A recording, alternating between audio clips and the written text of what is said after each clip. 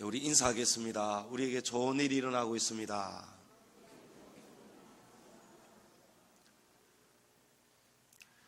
지난 5월 26일에 서울에 있는 강남의 한 오피스텔, 거기에 사는 20대 남성 입주민이 나이가 지긋한 경비원 2사람을 무참하게 살해를 했습니다. 환청이 들렸다는 거예요. 누군가 죽여라는 그런 소리를 들었나 봅니다. 근데 누가 그런 소리를 한다고 해서 여러분 사람이 어찌 아무 연고도 없고 잘못도 없는 그런 사람을 그것도 2사람씩이나 무참히 잔인하게 어떻게 죽일 수가 있겠습니까?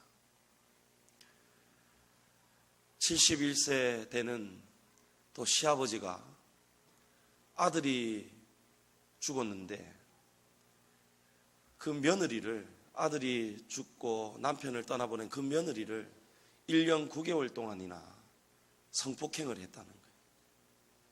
그리고 그 며느리가 임신을 하게 되자 낙태까지 시키고 그런 지옥과도 같은 고통 속에서 이 며느리가 살아왔다는 것이 최근에 또 뉴스를 통해서 저와 여러분이 아마 들어보았을 겁니다. 여러분, 세상이 너무 더러워졌고 너무 잔인해졌고 사람의 마음속에 어떻게 이런 마음이 있는지 경악을 금할 수가 없습니다. 이런 것을 두고 인면수심이라 합니다. 얼굴은 사람인데 이 마음속에 짐승이 있다는 거예요. 짐승과 같은 마음이 있다는 거예요. 근데 사도 바울도 우리에게 말씀하기를 사도 바울 자신의 마음속 그 안에 이런 악한 마음이 있다는 거예요. 예수님을 만나고 성령을 받았고 변화를 받은 이 사도 바울의 마음속에도 여러분 이 악한 마음이 있다는 거예요. 로마서 7장에 보면 내가 원하는 바 선은 행하지 아니하고 도리어 원하지 아니하는 바 악을 행한다고 사도 바울이 고백을 합니다. 선을 행하고 싶은 마음이 있는데 또 다른 한쪽에서는 악을 행하고 싶은 마음이 있다는 거예요. 사람을 죽이고 싶은 마음, 여러분 악입니다. 아들이 떠나고 난 그 빈자리, 위로를 해줘도 모자랄 판에 그 며느리에게 몹쓸 짓을 하는 여러분 그 악이 우리 사람 속에 다 있다는 거예요. 사도 바울 마음속에도 있다는 거예요. 성령을 받았는데도, 예수님을 만났는데도 그 마음이 사도 바울 속에 있다고 고백하는 겁니다. 내 속사람으로는 하나님의 법을 즐거워하되 내 지체 속에서 한 다른 법이 내 마음의 법과 싸워 내 지체 속에 있는 죄의 법으로 나를 사로잡는도다. 이게 사도 바울의 고백이라는 거예요. 사도 바울은 여러 성경 속에서 우리에게 이런 주의를 많이 주고 있습니다. 선 줄로 알았거든 넘어질까 조심하라. 너희가 구원을 다 이루었다 생각하지 말아라. 날마다 두려워하고 떨며 이 구원을 이루어 가라는 거예요. 여러분, 목사라고 구원 못 받습니다. 목사 안에 예수님이 계셔야 구원받는 거예요. 여러분, 성도라고 교회 다닌다고 여러분 구원 못 받습니다. 우리의 삶과 행실 속에 여러분 예수님을 믿는 그 행위가, 행함이 없는 믿음은 죽은 믿음이라잖아요.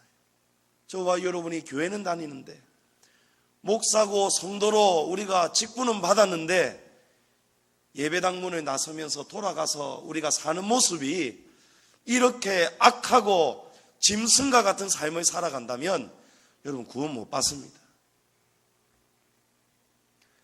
사도 바울이 뭐라고 고백합니까? 이 마음속에 하나님의 법을 따르려는 마음도 있지만 하나님의 법을 거역하고 악한 일을 도모하고 악한 일을 생각하는 그 마음의 법이 하나님의 법하고 지금 싸우고 있다는 거예요. 저와 여러분 마음속에 여러분 이 싸움이 날마다 일어나고 있습니다. 여러분 그 싸움을 여러분이 알고 살아가셔야 됩니다. 보이지는 않지만 여러분, 우리의 마음속에 그 싸움이 날마다 지금 치열하게 일어나고 있는 거예요. 성령 충만한 사람은 하나님의 법이 힘을 내고 있을 것이고, 성령 충만하지 못하고 영의 양식을 공급받지 못하고 기도 생활하지 못하고 말씀을 기억하지 못하고 말씀을 읽지 못하고 되뇌이지 못하는 여러분, 그런 사람은 영혼이 힘을 잃어가는 거예요. 여러분, 육신의 사람도 먹어야 살죠. 먹어야 힘을 내지요. 우리 안에 있는 영의 사람, 이 속사람도 영혼의 양식을 먹어야 되는 거예요. 그 양식을 먹지 못하면 여러분 힘이 없어요. 사람이 굶어 보십시오. 못 이깁니다. 북한에 있는 사람들, 빼짝 꼬라 있는 사람들, 여러분 남한 사람들하고 싸우면 이기는 것이 힘들 거예요. 먹어야 강해지는 것입니다. 먹어야 힘을 내는 거예요. 보이지 않는 그 싸움이 여러분 우리 안에 항상 일어나고 있습니다. 12절 말씀에 우리의 씨름은 혈과 육을 상대하는 것이 아니요. 여러분, 우리가 씨름하는 것, 우리가 싸우는 것이 눈에 보이는 것을 상대하는 게 아니라는 거예요. 혈과 육을 상대하는 게 아니라는 거예요. 눈에 보이지 않는 것을 여러분 싸워 이겨야 된다는 거예요. 누구와 싸워 이겨야 되느냐? 이어지는 말씀에 보이지는 않지만, 저와 여러분 눈에 보이지는 않지만 보이지 않게 세상을 통치하고 힘과 권세로 세상을 주관하는 하늘에 있는 악에 속한 영들하고 저와 여러분이 싸워야 된다는 거예요. 보이지 않지만 여러분, 그 악한 영들하고 우리가 지금 날마다 싸우고 있다는 거예요. 에베소서 2장 2절에 보면 그 영들은 사도 바울이 다른 말로 이 세상 풍조를 따르게 하는 공중의 권세 잡은 자들이다, 이렇게 고백합니다. 공중의 권세를 잡고 있다는 거예요. 공중에서 보이지 않는 적들이 통치와 권세, 힘을 가지고 우리의 마음속을 공격하고 우리의 마음을 넘어뜨리고 우리의 마음속에 악한 것들을 심어준다는 거예요. 그게 세상 풍조를 우리가 따라가게 하는 원수마귀의 관계라는 거예요. 그럼 공중권세 잡은 자들은, 이 공중은 하늘하고 땅 사이에 있습니다. 그렇죠, 여러분?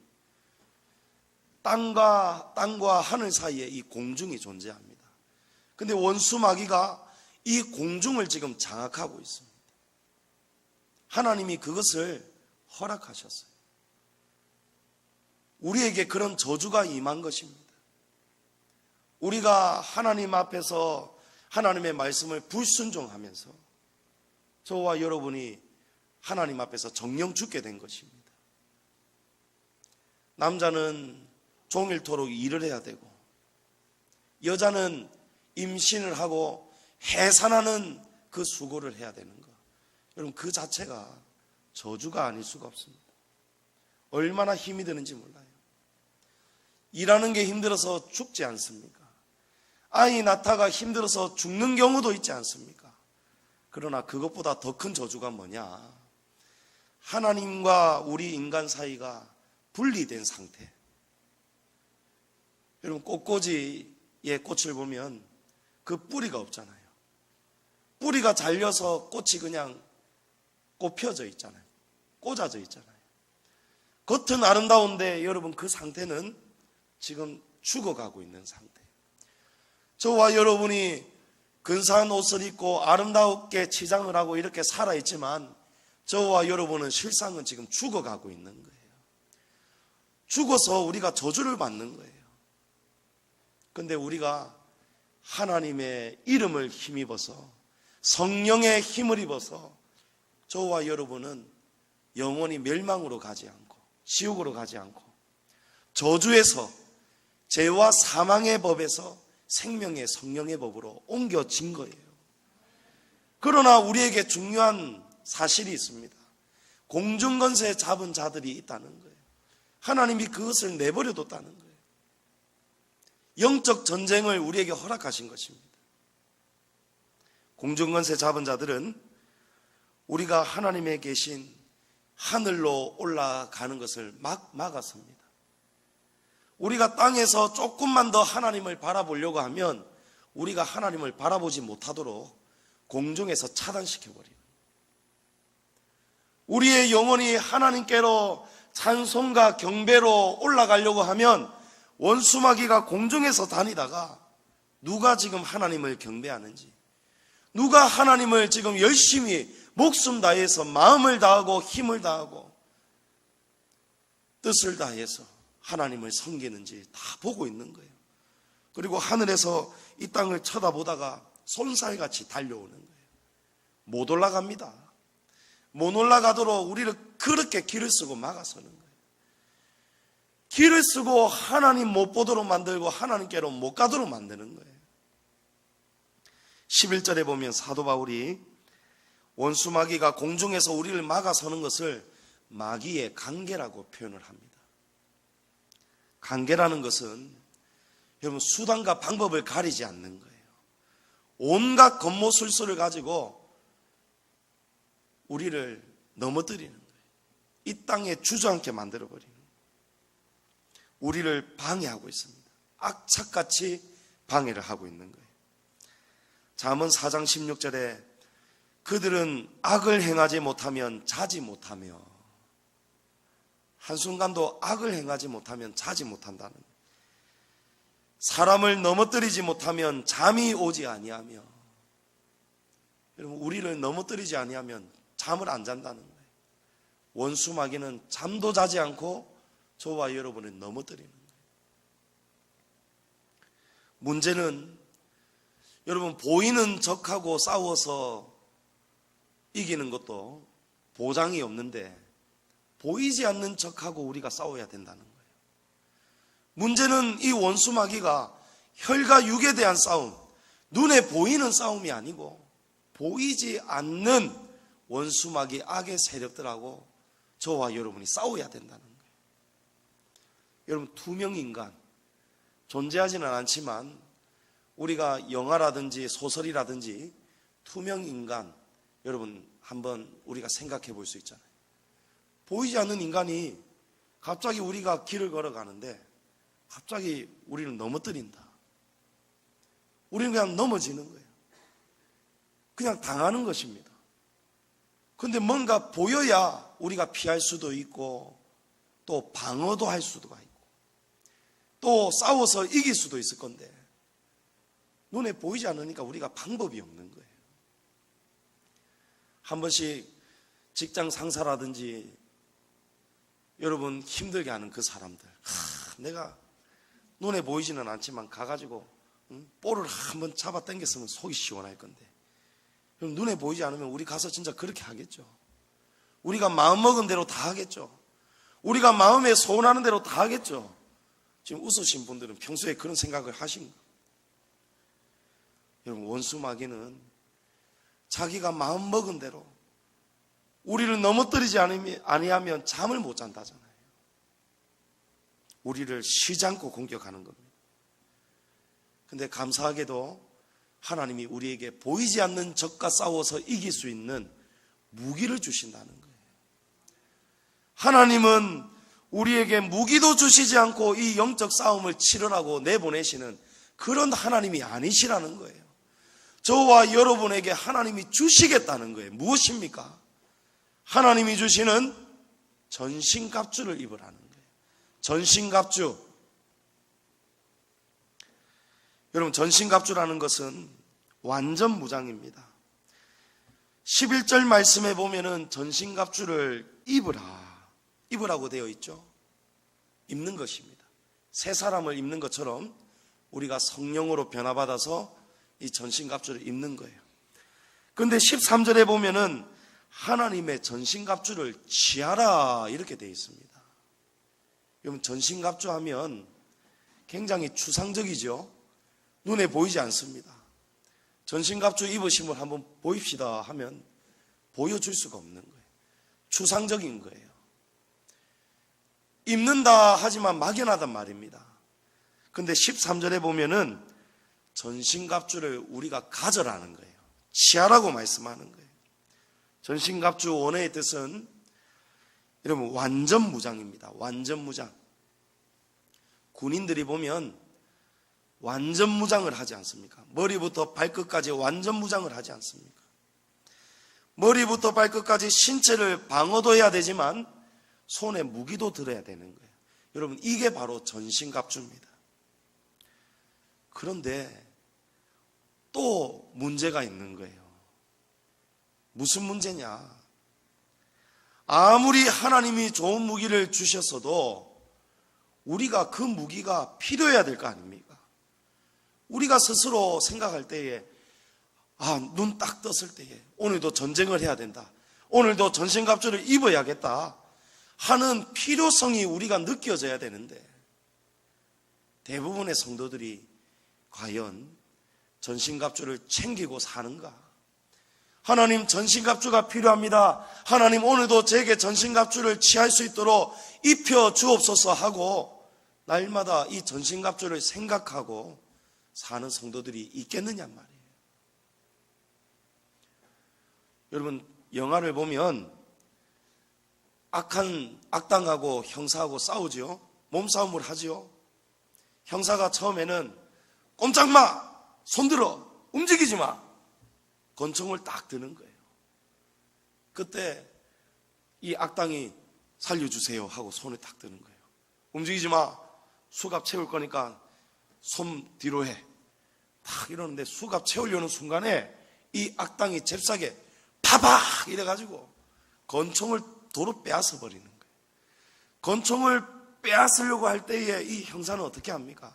안 빼앗기려고 몸싸움을 하겠죠. 그러다가 공중에 이 권총이 몇 바퀴를 돌다가 땅에 툭 떨어지는 거예요. 그러고는 몸싸움을 하다가 어떻게 합니까? 둘 다 이 권총을 보고는 둘 다 권총을 향해서 쏜살같이 달려가잖아요. 왜냐하면 그 권총이 있어야, 권총을 가진 사람이 아니고는 이 싸움에서 이길 수가 없으니까. 아무리 싸움 잘해도 여러분 권총 한 방이면 가는 거예요. 그러니까 죽을 힘을 다해서 둘 다 막 권총을 서로 빼앗으려고 싸우잖아요.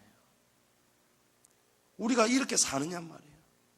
눈을 뜨면은 눈에 보이지는 않지만 날마다 원수마귀가 우리에게 악한 생각을 가져다 준다는데, 시아버지가 며느리에게 못쓸 짓을 하고 멀쩡한 경비원 두 사람을 죽이는 이런 인면수심, 짐승과 같은 마음을 원수마귀가, 사도 바울이 고백할 때도 사도 바울의 마음속에도 이 악한 마음이 하나님의 법과 싸우고 있다는데, 우리가 이 전신갑주를 얼마나 가지려고 취하려고 애쓰고 살아가느냐 말이에요. 필요성을 느끼지 못하는 겁니다. 왜냐하면 눈에 보이지 않으니까. 전신갑주도 눈에 보이지 않으니까 필요가 없는 거예요. 여러분 안전벨트, 안전불감증 있잖아요. 어떤 사람은 안전벨트 여전히 안 메고 다니는 사람이 있어요. 제 친구도 얼마 전에 같이 차를 타고 가는데 안전벨트를 안 매는 거예요. 안전벨트를 안 매는데 제가 야 경찰 이러니까 우 하고 막 안전벨트를 매는. 돈 내는 것은 겁이 나는가 봐요. 그런데 평소 때는 안전벨트 안 매는 거예요. 그래갖고 이런 사람들을 위해서 여러분 안전벨트 티셔츠도 나왔잖아요. 여기 흰색 티셔츠에 안전벨트가 딱 그려져 있는 티셔츠, 요거 딱 사입고 다니면은 경찰이 잡으려고 하다가도 응? 안전벨트 맸네? 깜빡 속는 거예요. 그런데 여러분 만약에 그 사람이 큰 사고가 났는데 안전벨트 때문에 살아났다. 여러분 그러면 그 사람이 병원에서 몇 달을 입원하다가 퇴원해가지고 차를 운전할 때 안전벨트 매겠습니까? 안 매겠습니까? 맬 수밖에 없는 거죠. 죽다가 살아났으니까, 제대로 한번 경험을 했으니까.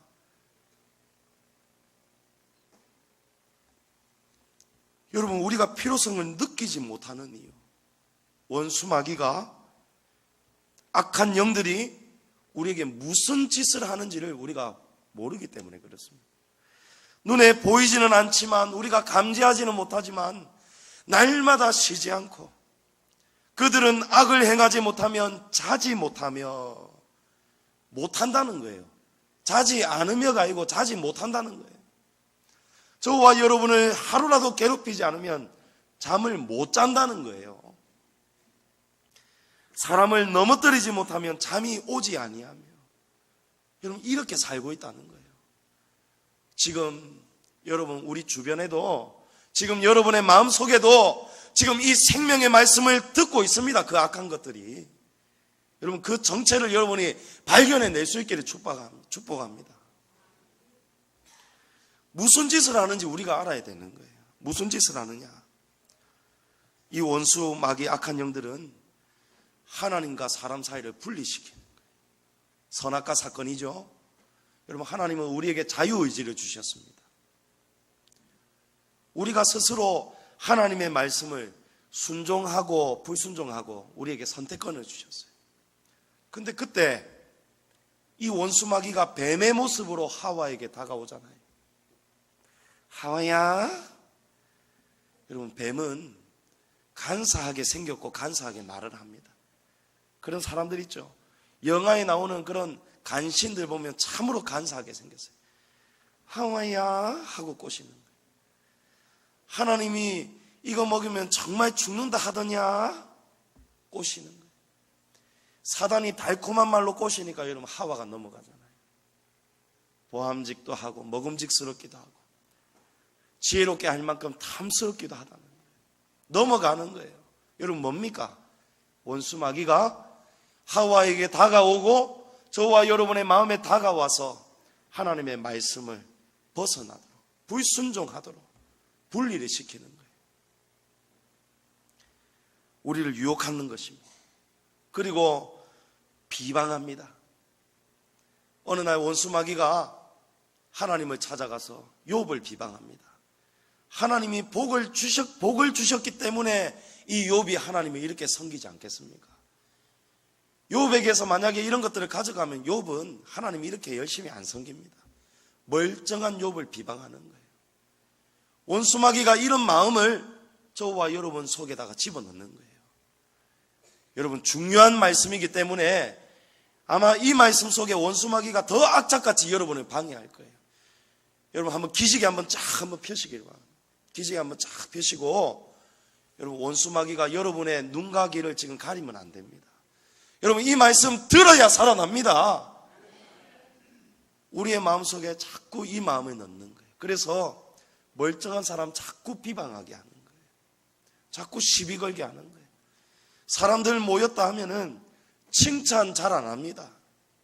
칭찬하기보다는 남을 헐뜯습니다. 점심시간에 어느 식당 가보면요, 전부 다 헐뜯는 1위가 누군지 압니까? 우리 남편들 욕을 얼마나 재밌게 달콤하게 하는지 모르는 거예요.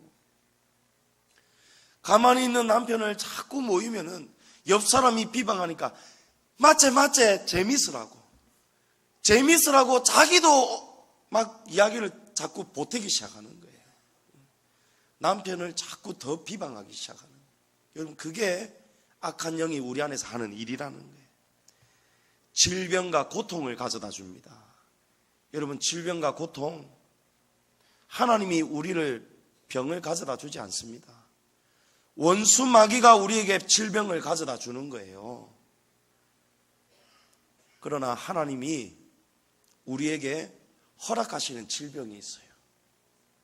우리를 연단시키기 위해서, 우리를 더 보석과 같은 존재가 되게 하기 위해서, 의를 위해서 우리가 이 질병도 무릅쓰고 하나님을 위해서 헌신하도록, 그것을 하나님이 우리에게 허락하시는 때가 있어요.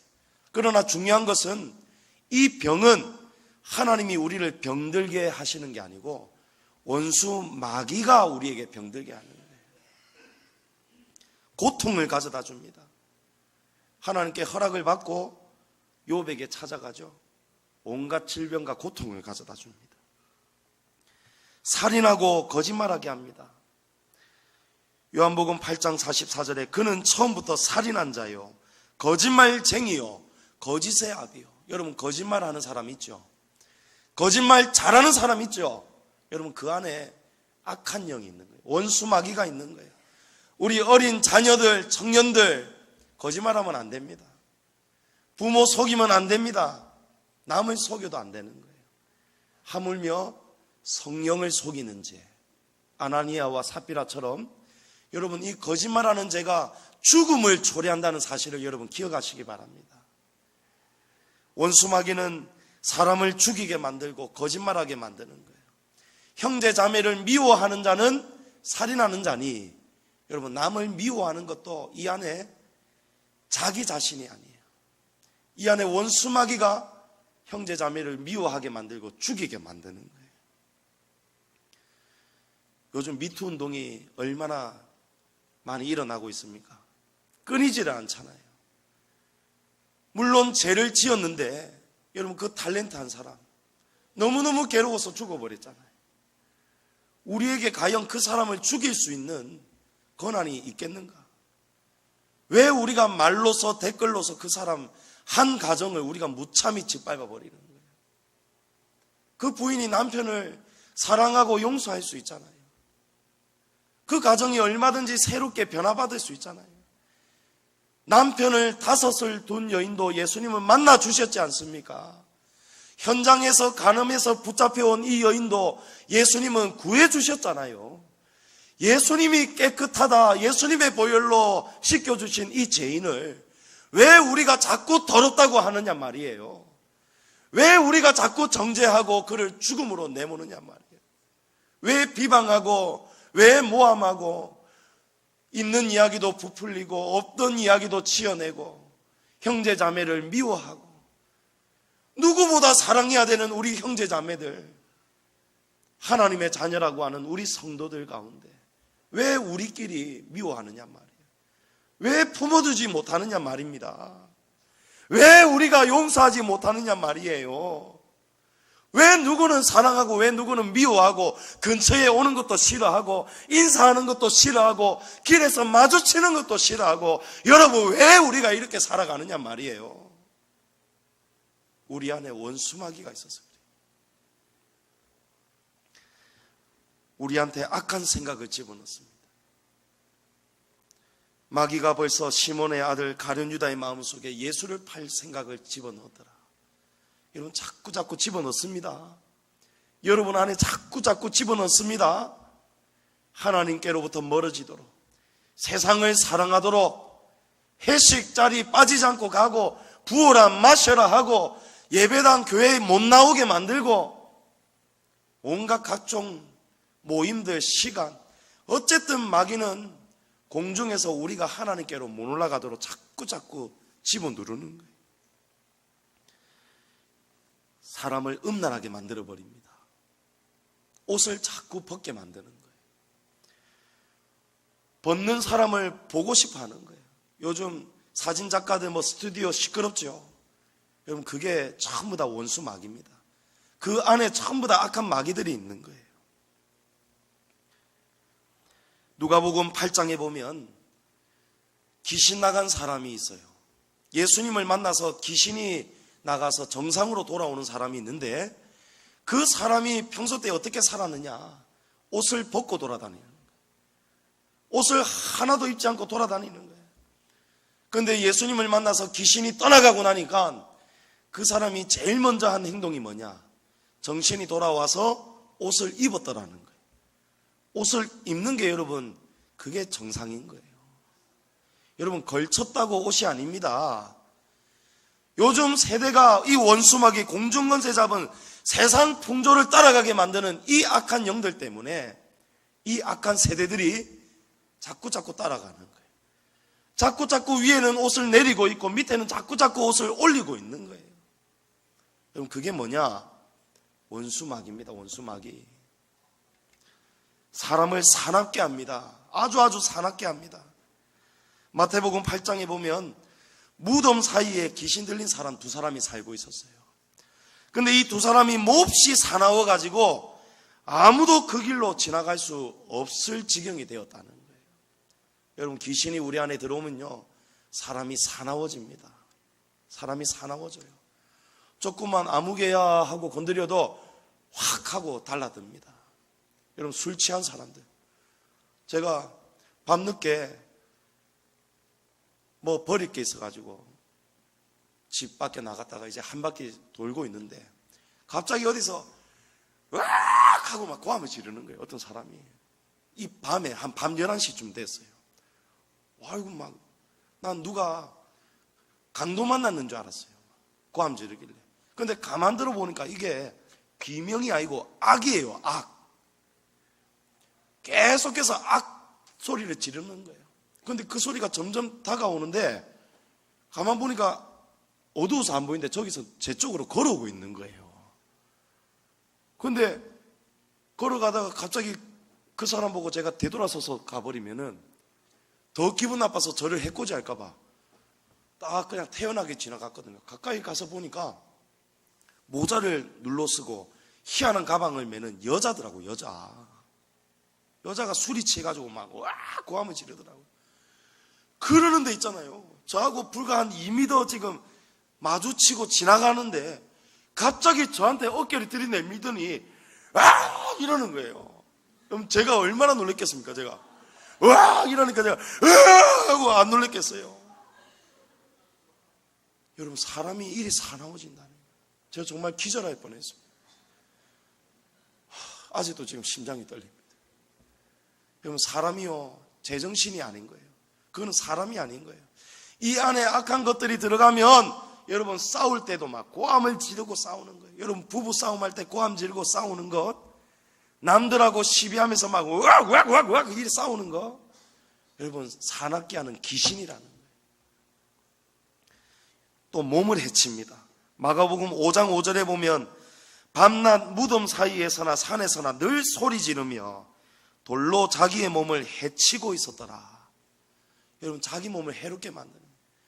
원수마귀 귀신이 이 안에 들어오면요 자기 몸을 해롭게 만드는 거예요. 먹지 말아야 될 것을 자꾸 먹게 만들어서 자기 몸을 해롭게 만드는 거예요. 폭식증. 여러분 너무 많이 먹는 것도 이 안에 귀신이 있는 겁니다. 먹어도 멈출 줄은 모르는 거 여러분 귀신입니다.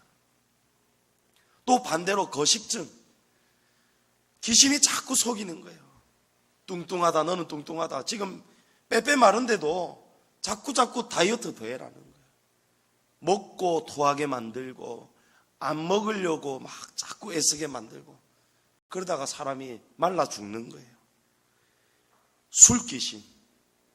술귀신도 있습니다. 여러분. 날마다 여기저기 끌고 다니는 거예요. 자기의 몸을 해롭게 만드는 거 여러분 그게 귀신이라는 것을 기억하시기를 바랍니다. 깨달으셔야 돼요. 돈을 사랑하게 만듭니다. 돈을 사랑하면요 여러분 사람이 하나님도 없습니다. 주일도 없습니다. 일에 목숨을 겁니다. 그러다가 가로로 그냥 가버리는 거예요.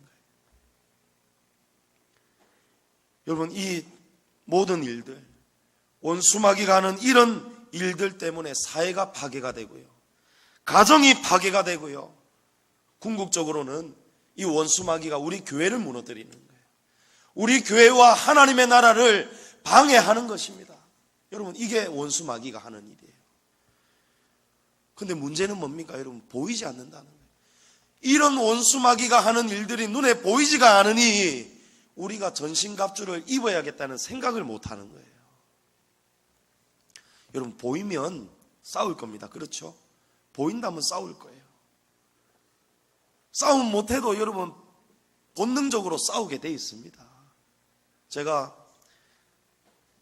우리 집사람하고 신혼생활할 때 우리 수연이가 갓난 아기일 때에 밤에 더워가지고 그때 아파트가 복도식이었는데 복도식이니까 옆집하고 복도가 쫙 연결돼 있잖아요. 여러 집이 있잖아요. 너무 더워가지고 에어컨은 없고 이 바람이 통해야겠는데 유일하게 바람 통하려면 입구 문을 열어야 되는 거예요. 입구 문을 열어놓고 자자니 불안한 거예요. 그런데 또 그러자니 너무 더워서 잠이 안 오고 그래서 밤이니까 뭐 누가 우리 집은 맨 끝집이었거든요. 맨 끝에 집은 사람이 올 리가 없는 거예요. 우리 가족이 아니고는. 문을 딱 열어놓고 또 저쪽 문 열어놓고 바람이 통하고 자고 있었어요. 자면서도 불안한 거예요. 왜냐하면 가장이니까 남자니까.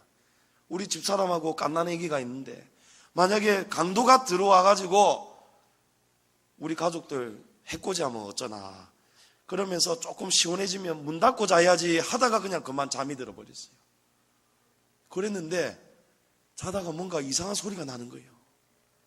갑자기 저기서 시커먼 형체가 오더니 문을 만지작거리더니 들어오는 거예요. 제가 깜짝 놀래가지고 누구야! 하고 막 옆에 있는 뭐라도 막 베개를 붙잡고 있는 거 있죠. 우리 집사람이었어요. 우리 집사람이 놀래가지고 왜! 이러는 거예요. 갑자기 들어오니까 여러분, 보이면 무서워도 달라들게 돼 있습니다. 뭐라도 들게 돼 있는 거예요. 안 보이니까 못 싸우는 거예요. 여러분, 제가 최근 몇 달간에 지금 비둘기하고 싸운다고 제가 얼마나 지금 힘이 드는지 몰랐어요. 비둘기요, 비둘기. 제가 비둘기 때문에 잠도 제대로 못 자고 쉬는 날에 쉬지도 못하고 비둘기 때문에 지금 허리가 다 망가져 버렸어요. 여러분, 비둘기가 우리 아파트에 보면은 실외기 놓는 데 있잖아요. 이 실외기하고 베란다 사이에 이 공간에 딱 비둘기가 집을 짓는 거예요. 제가 이제 비둘기 박사입니다. 제가 얼마나 많은 연구를 했는지 몰라요. 비둘기가 왜 거기에 집을 짓는가? 안 보이니까 짓는 거예요. 날아다니는 맹조류들이 눈에 보이는 곳에 집을 지으면은 자기 새끼들하고 자기가 안전하게 못 사니까 높으면서도 낮으면은 또 길고양이들이 와가지고 비둘기를 잡아먹거든요. 예, 먹습니다. 제가 연구를 많이 해서 다 압니다. 그래서 비둘기가 땅에는 집을 못 짓는 거예요. 그래서 높은 데 짓는데 높은 데 짓더라도 이 안 보이는 곳에 지어야 되는 거예요. 근데 어느 날 보니까 뭔가 구구구구 소리가 나고 뭔가 부다다닥 거리는 소리가 나가지고 보니까 비둘기 2마리가 우리 집 난간에 자꾸 앉아 있는 거예요. 자꾸 거기서 변을 보는 거예요. 그래가지고 제가 막 쫓았거든요. 요 딱 쫓으면은 옆쪽 방 베란다 가가지고 앉아 있고, 그럼 또 제가 쫓아 거실 나왔다가 또 옆방 가가지고 또 팍 쫓고, 그러면 요것들이 저를 약 올린다는 듯이 왔다 갔다 하는 거예요. 그러면서 비둘기하고 전쟁이 시작된 거예요. 근데 그 비둘기가 어느 날 되니까 우리 실외기 뒤에 둥지를 틀기 시작하는 거예요. 집을 짓고, 제가 집을 치웠는데 또 짓고, 어느 날은 보니까 이게 알을 2개 낳아놓은 거예요. 알을 하나 낳았어요, 처음에는. 그래갖고 제가 너무 섬찟해가지고 비둘기 집, 저는 다른 거는 용감한데 그 비둘기가 저 이번에 처음 알았어요. 제가 비둘기를 이렇게 무서워한다는 걸 처음 알았어요. 비둘기 집도 무서운 거예요. 비둘기 알도 무섭고. 여러분 알다시피 제가 달걀을, 계란 후라이를 얼마나 좋아합니까? 제가 하루에 달걀 후라이 2-3개씩은 기본으로 제가 구워 먹고, 라면을 끓여도 계란 2개는 넣어야 됩니다. 기본적으로. 우리 교회에서 비빔밥 할 때, 예전에는 우리 조윤숙 권사님이 주방에 계실 때는 성도들 몰래 그 밑에 딱 계란 깔아갖고 주셨는데, 요즘 비빔밥 나오는데 만약에 계란 없다, 마음이 얼마나 허전하고 그런지 몰라요.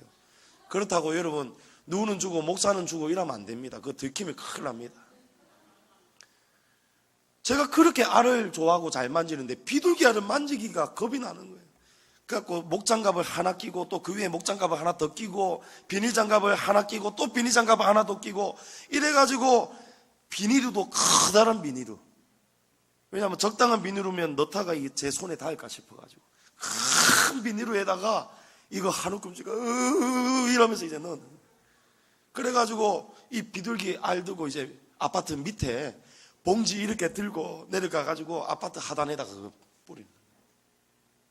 그랬는데 싹 물까지 뿌려놨거든요. 세숫대야 떠다가. 왜냐하면 호수가 짧아갖고 여기까지 안 오는 거예요. 세숫대야 떠다가 탁 하고 이제는 안 오겠지. 집을 내가 이렇게 없애놨으니. 그랬는데 나중에 비둘기가 또 와가지고 둥지도 없는데 알을 하나 낳아가지고 알이 떼굴떼굴 굴러다니는 거 있죠. 하고 또 끼고 이제 또 하는 거예요.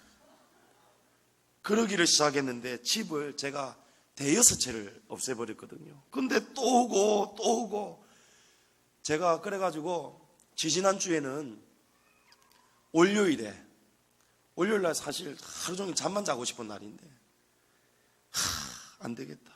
이대로는 안 되겠다. 거실에 딱 앉아있는데 TV도 보다가 책도 보다가 다 앉아 있는데 거실에 있는 그 젖혀져 있는 그 폴딩 도어의 유리에 비치는 거예요. 우리 베란다가. 가만 앉아 있는데 자꾸 휘휘휘 하고 막 비둘기가 날아오는 게 보여요. 반대로. 그래갖고 문을 열어보면 비둘기가 또 있어요.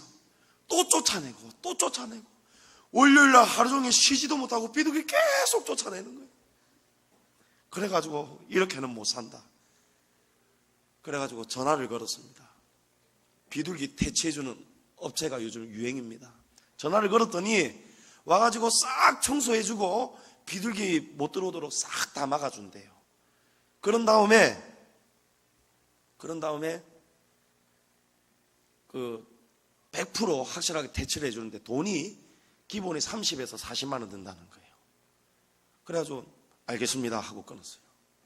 나는 그렇게는 못하니까. 그러고 나서 이렇게는 못 사겠다 하고 제가 이제 청소하기 시작하는 거예요. 물을 뿌리고요. 비둘기똥을 정말 사람이 강하게 마음먹으니까 되는 거 있죠. 솔 들고 안 쓰는 못 쓰는 칫솔 들고 하나하나 치우기 시작하는 거예요. 마침 그날 비가 부슬부슬 오기 시작한 날이에요. 그러니까 지나가는 사람 튀어도 내가 튀은 줄 모를 거 아니에요. 막 열심히 청소하는 거예요. 비둘기똥을 말끔하게 치워버렸습니다. 이제 됐다. 지금 흔적을 아예 없으니까. 그래갖고 유한 빼고 락스까지 싹 뿌려가지고 독한 냄새까지 뿌려놨어요. 그랬는데 여러분 집을 또 짓는 거 있죠. 그리고 이제 이 아들이요 뻔뻔해지기 시작하는 거예요. 제가 사람만 나와도 도망갔는데 도망을 안 가는 거예요. 그래서 그 다음에는 제가 막 유리창을 바바바바 이렇게 해야 이제 또 도망가는 거예요. 그러니까 제가 날마다 하는 짓이 바바바바 하는 거예요. 근데 이제 더 뻔뻔해져요. 더 도망을 안 가요. 바바바바 이러는데 실외기 밑에 뒤뚱 막 들어가 숨는 거예요. 그래갖고 제가 긴 호수를 샀습니다. 베란다 저기 있는 수도꼭지부터 여기까지 올 수 있는 긴 호수를 사가지고 문을 열고 수압을 제대로 해가지고 도망가! 가라고 하면서 막 다 쫓아냈어요. 제가 그 짓을 지금까지 한 거예요. 여러분 눈에 보이는 비둘기는 이렇게 쫓을 수라도 있단 말이에요. 어쨌든 지으면 또 쫓아내고 이렇게 싸울 수나 있단 말이에요. 근데 마귀는요 눈에 보이질 않으니 오죽하겠느냐 말이에요. 만약에 마귀가 비둘기처럼 우리 안에 집을 짓고 산다, 알을 낳고 산다, 여러분 한번 생각해 보십시오. 얼마나 끔찍한 일입니까? 진짜 끔찍한 거예요. 설마 없겠지. 아침에 일어나면 새벽기도 갔다 오자마자 제가 처음 하는 일이 베란다 싹 열어보는 거예요. 이게 몸에 빼어버렸어요. 여러분도 이제 몸에 빼이셔야 돼요. 새벽기도 갔다 오고 나서 딱 문 여는데 이런 소리가 들리면서 뭔가가 앉아있다. 여러분 보는데 얼마나 놀라는지 몰라요. 또 왔다. 얼마나 놀라는지 몰라요. 근데 여러분 성경에 보면 마귀가 실제로 우리 마음속에 집을 짓고 산다는 거예요. 누가복음 11장 24절에 더러운 귀신이 사람에게서 나갔을 때에 물 없는 곳으로 다니며 쉬기를 구하되 얻지 못하고 이에 이르되 내가 나온 내 집으로 돌아가리라 하고 가서 보니 그 집이 청소되고 수리되었거늘 이에 가서 저보다 더 악한 귀신 7을 데리고 들어가서 거하니 그 사람의 나중 형편이 전보다 더 심하게 되느니라. 여러분 저처럼 이 한 사람이 마귀를 쫓아낸 거예요. 비둘기를 쫓아낸 거예요. 그리고 저도 물로 깨끗하게 씻었거든요. 집이 깨끗하게 청소가 된 거예요. 근데 귀신이 나갔는데 이 사람에게서 나가서 보니까 물 없는 곳으로 다니며 쉬기를 구하되 물이 있는 곳은 못 가는 거예요. 원수 마귀가. 여러분 이 물은 뭐냐면 깨끗함이에요. 그리고 물은 성령을 상징하는 것입니다. 그러니까 성령이 없는 곳으로 다녀야 되겠는데 전부 다 보니까 물이 있는 거예요. 사람들 마음속에 물이 있는 거예요. 성령이 있는 거예요. 그러니까 못 들어가는 거예요. 그러고는 얻지 못하니까 내가 나온 내 집으로 다시 돌아가리라 하고 와봤더니 또 이 집이 청소되고 수리되었다. 집이 청소되고 수리된 것은 이 집이 더 강해졌다는 거예요. 문이 더 강하게 수리됐다는 거예요. 그러니까 이 귀신이 어떻게 합니까? 포기하지 않고 가서 더 강한 7 귀신을 데리고 힘을 합쳐서 밀어붙여서 다시 들어간다는 거예요. 그리 되니까 이 사람이 전에보다 나중 형편이 더 어려워졌다는 거예요. 여러분, 제가 그랬습니다. 제가 집 청소하고 유한락스 뿌리고 다 했는데 이 비둘기가 더 뻔뻔해지더라니까요. 더 강해진 거예요. 더 강한 비둘기가 찾아오는 거예요. 가라고 고함쳐도 안 갑니다. 물이 튀어도 도망을 안 갑니다. 수압을 세게 해서 몸통을 정통으로 맞춰야 도망가는 거예요. 여러분, 왜 제가 이 비둘기를 자꾸 쫓아내느냐? 이 비둘기는요, 우리에게 너무 해로운 거예요. 스페인 마드리드 동물건강센터에서 연구를 했습니다. 120마리의 비둘기를 모아가지고 혈액과 배변 검사를 했는데 거기에 70% 배변에서 폐렴, 식중독, 설사를 유발하는 유해균이 발견된 거예요. 그러니까 대부분의 비둘기의 배변에 이런 악한 게 있는 거예요. 그리고 날개짓 한 번 하면 각질하고 이가 우두두 떨어진다는 거예요. 그러면 이 각질하고 떨어진 이 속에는 뭐가 있냐? 근육통과 뇌수막염을 유발하는 물질이 있는 거예요. 그러니까 여러분, 목숨 걸고 쫓아내야 되지 않겠습니까? 보이면 이렇게 힘들어도 쫓아내면 되는데 문제는 이 원수마귀가 보이지 않는다는 거예요. 그래서 하나님이 우리에게 전신갑주를 입으라는 거예요. 전신갑주. 여러분, 시간이 많이 갔지만 핵심 딱 6가지를 여러분에게 지금 말씀드립니다. 하나님의 전신갑주를 취해야 되는데 여러분, 이 전신갑주는 6가지. 첫 번째는 뭐냐? 서서 진리로 너희 허리띠를 띠고 서야 돼요. 여러분, 서 있어야 돼요. 여러분, 격투기 경기 보면은 자꾸 넘어뜨리려고 하죠. 달려가서 자꾸 넘어뜨리죠. 넘어뜨려서 위에서 눌려서 이기려고 하는 거예요. 그럼 넘어져 있는 사람은 어떻게 합니까? 일어나지 못하고 발버둥 치면서 싸우죠. 그죠? 서 있어야 공격할 수도 있고 막을 수도 있는 거예요. 서서 뭐 해야 되느냐? 진리로 너희 허리띠를 띠고. 여러분, 진리는 말씀입니다. 허리는 중심입니다. 우리 사람 중심의 말씀을 가져라는 거예요. 그리고 여러분, 허리는요, 힘을 쓰려면 허리에 딱 힘이 주어져야 되는데 역도 선수들이 보면은 무거운 거 들 때 여러분 허리띠를 튼튼한 걸 매죠. 그래야 딱 무거운 걸 들 수가 있는 거예요. 이겨낼 수가 있는 거예요. 싸워서 이길 수가 있는 거예요. 여러분, 진리의 말씀을 여러분 항상 허리에 두른다 생각하고 살아야 되는 거예요. 오늘 진리의 말씀 하나라도 붙잡지 않으면은 여러분 바지가 내려가서 싸우지도 못하고요. 허리에 허리띠가 없기 때문에 힘도 못 쓰는 거예요. 여러분, 66권을 우리가 다 외우고 다 못 들고 다닙니다. 그러나 새벽에 아침에 큐티하고 또 지난 주일에 들었던 말씀, 수요일에 들었던 말씀, 금요일에 들었던 말씀, 그 하나라도 여러분이 붙잡고 살아가면 여러분 중심이 흔들리지 않고 중심에 힘이 있기 때문에 진리로 이길 수 있는 거예요. 서서 진리로 허리띠를 매야 되는 것입니다. 두 번째로 의의 호신경을 붙이고, 의의 호신경을 붙이고. 여러분, 호신경은 갑옷, 흉패 이런 뜻이에요. 이 가슴에, 이 몸의 앞부분에 의의 갑옷을 입어라. 실제 갑옷은 여러분 우리 심장, 폐, 또 신장, 온갖 창자, 중요한 기관을 보호하잖아요. 그러면 의의 호신경은 뭐냐? 여러분, 지금 눈에 보이지 않는 싸움을 위해서 우리가 전신갑주를 취해야 되잖아요. 눈에 보이지 않는 싸움을 이기기 위해서 눈에 보이지 않는 갑옷을 입어라, 이 말이에요. 이 갑옷은 의로 만든 갑옷이에요. 보이지 않는 우리의 마음을 지키라는. 눈에 보이는 갑옷은 심장을 지키지만 의의 갑옷은 우리의 보이지 않는 이 마음, 생각, 감정을 지키라는 거예요. 잠언 4장 23절에 모든 지킬 만한 것보다 더욱 내 마음을 지키라. 생명의 근원이 여기에서 남이니라. 여러분, 생명의 근원은 여기 있다는 거예요. 그래서 의에 호신경을 딱 붙이라는 거예요. 호신경은 앞과 뒤로 다 가려져 있어요. 여러분, 원수마귀가 앞에서 뒤에서 자꾸 화살을 날립니다. 우리를 괴롭힙니다. 우리의 마음을 자꾸 흔드는 거예요. 여러분, 그때 이 마음을 딱 지켜야 되는 거예요.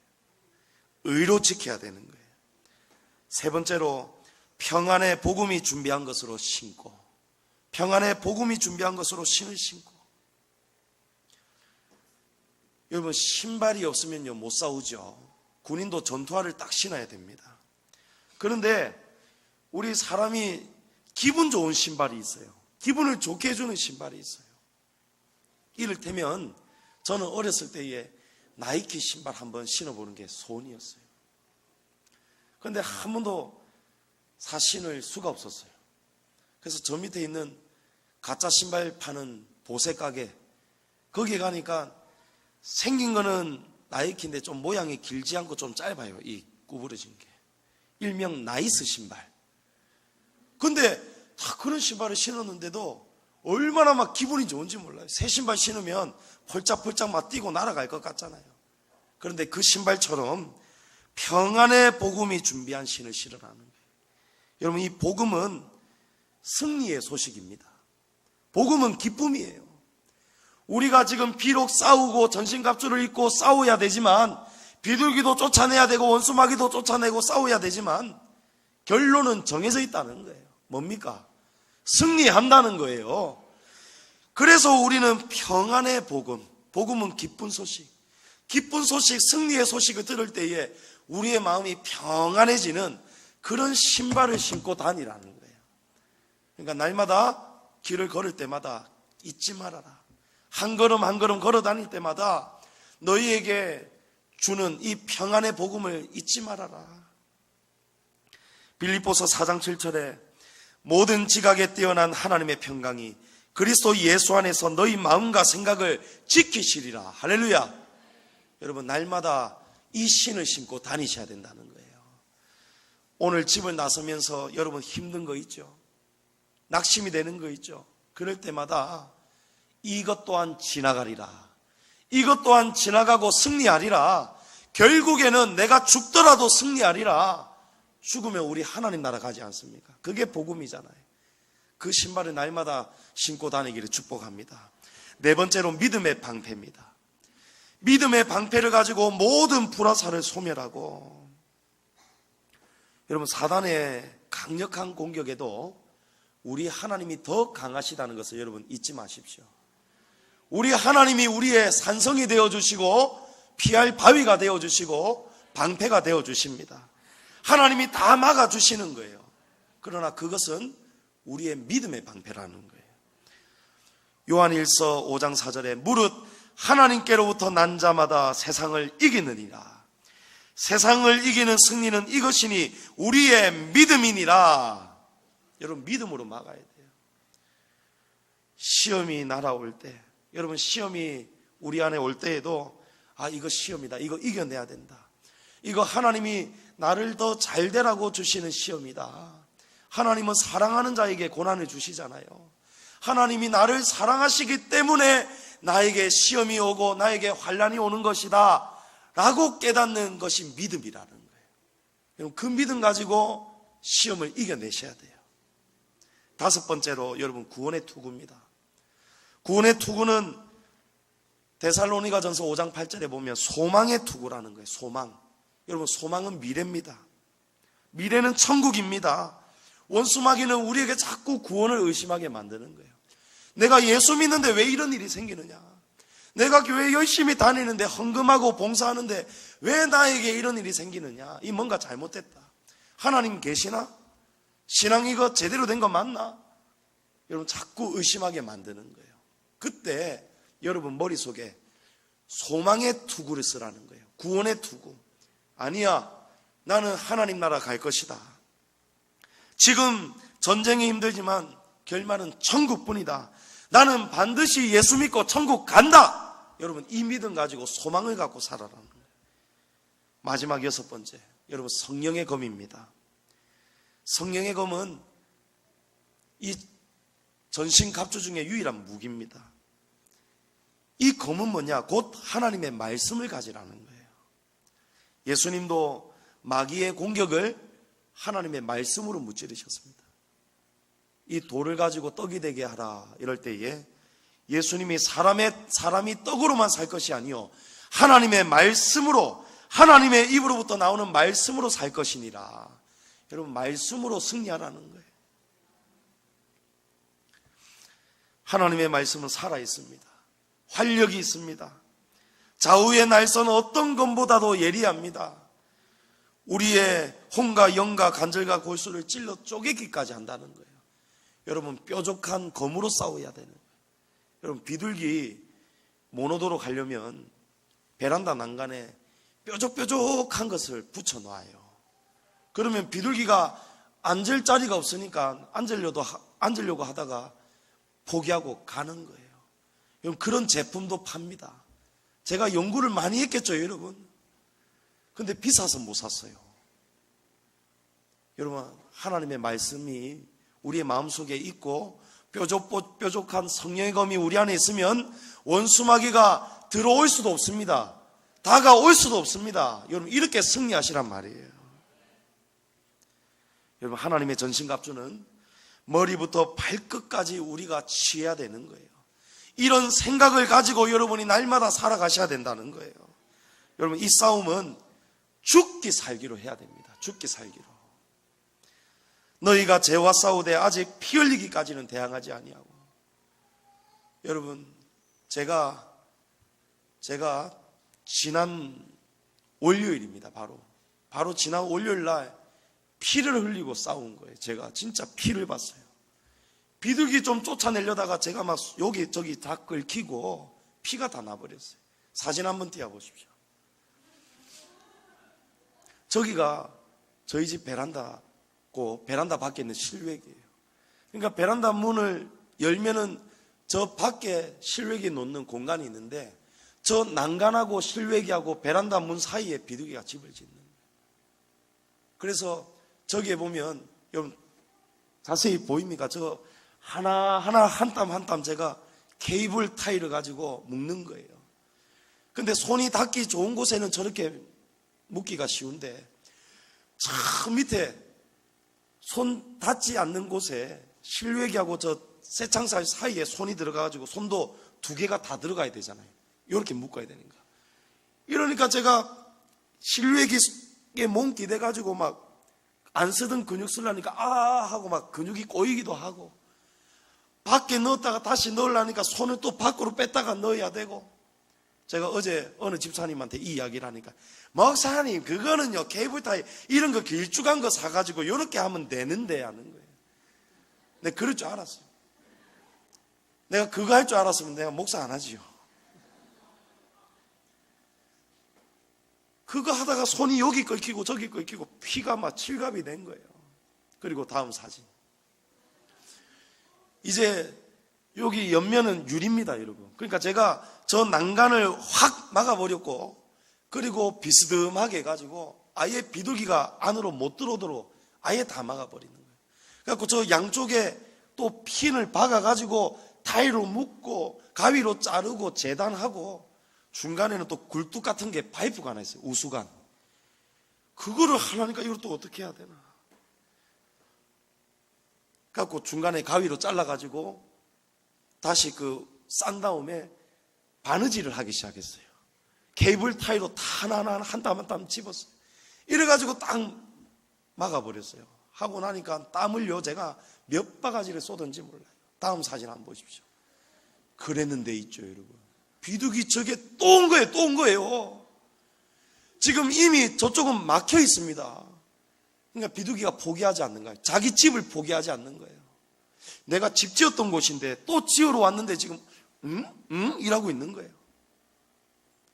제가 딱 보는데 제 앞에서 어깨를 갸우뚱갸우뚱 거리는 거 있죠. 제가 막 속으로 이놈아! 내가 너와 싸워서 이제 내가 이겼어 이놈아. 이러는데 비둘기가 포기를 안 하는 거예요. 그러고는 청청청청 걸어갔고, 다음 사진 보십시오. 이제는 저까지 걸어와가지고 어디를 주시하느냐. 여러분, 오른쪽 기퉁이에 보면은 조그마한 공간이 있죠. 조그마한 공간. 저 공간은 막을 수가 없겠더라고요. 이게 1.2m를 샀는데 올려갖고 딱 구부리니까 조금 공간이 남는데, 저기는 비둘기 몸이 겨우 통과할 수 있을 듯 말 듯한 그런 공간이에요. 그런데 비둘기가 똑똑한 건지 비상한 건지 거기를 주시하고 있는 거예요.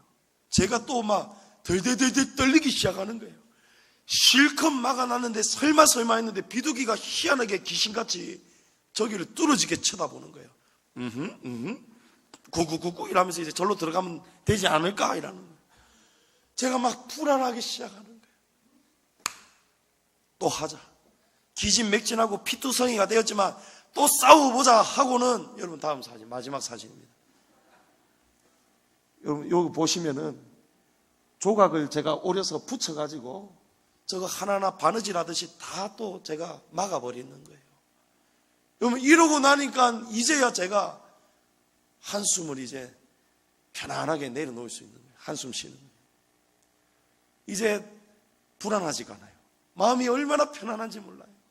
마음이 즐거워요. 이제는 한번 와봐라.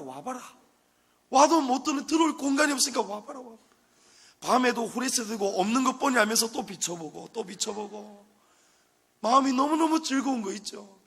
제 마음을 들여다보는데 얼마나 즐거운지 몰라요. 실외기 이제 비둘기가 들어올 수가 없는데도 자꾸 보고 너무너무 고생했기 때문에. 여러분 이게 전신갑주입니다. 여러분 저는 전신갑주를 설치한 거예요. 여러분 전신갑주를 입으시기를 축복합니다. 이렇게 사셔야 여러분 승리할 수 있는 거예요. 여러분 오늘 너무너무 중요한 말씀이었습니다. 우리가 모르고 살았습니다. 비둘기처럼 보였으면 우리가 승리했을 건데 모르고 사는 바람에 우리가 이렇게 당하고 산 거예요. 경비원을 죽이고 시아버지가 며느리에게 몹쓸 짓을 하고 가정이 깨어지고 파괴되고 교회 안에 시험이 끊이지를 않고, 여러분 지키셔야 됩니다. 전신갑주는 기도로 유지됩니다. 여러분 성도를 위해서 기도하시고 앞장서서 싸우는 이 종을 위해서도 기도해 주셔서 여러분 날마다 하나님이 주시는 전신갑주를 입으시고 취하셔서 여러분 가정도 승리하시고 여러분 교회 안에서도 승리하셔서 여러분의 신앙생활이 승리뿐이다, 주님이 주시는 평안과 승리뿐이다는 이 고백이 날마다 여러분 평생에 여러분 입에서 넘쳐 흐르기를 주님의 이름으로 축복합니다.